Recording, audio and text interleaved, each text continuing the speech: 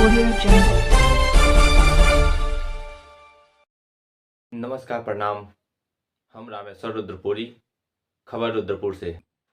लिखित शिकायतों के बाद भी नाय भइल समस्या कौनो समाधान। कचरा युक्त सड़क से जाए खातिर मजबूर बाने ग्रामीण और स्कूली लइका लोग। रउआ लोगन के बता दी कि रुद्रपुर देवरिया में रुद्रपुर कस्बा से सटले ग्राम रामचक में वर्षों से क्षतिग्रस्त पड़ल सड़क और नाली के अनदेखा क शिकार आम लोग और स्कूली लइका लोग होत बा।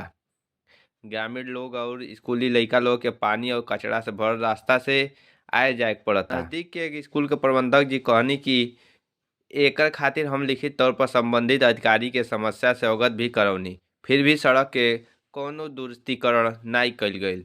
बस स्टेशन से दुग्धेश्वर नाथ मंदिर की सड़क पर स्थित ट्रांसफार्मर के बगले से रामचक गांव में जाए वाला आरसीसी सड़क और नाली क्षतिग्रस्त हो चुकल बा।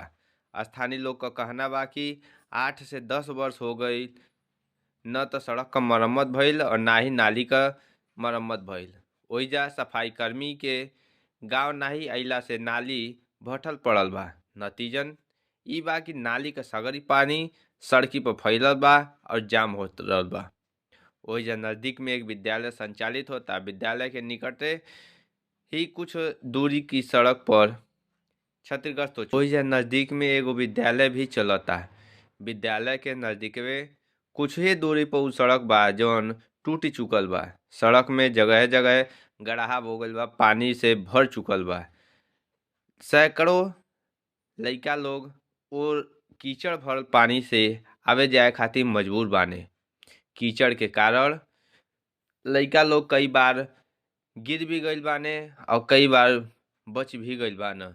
ऐसे उनका कपड़ा और बस्ता दोनों खराब हो जाता, जबकि कुछ लइका घायल भी हो गइल बाने।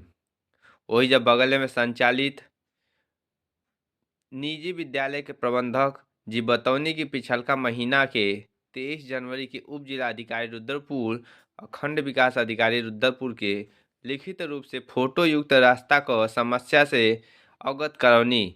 एकरा बाद भी समस्या का कोनो समाधान नाई भइल।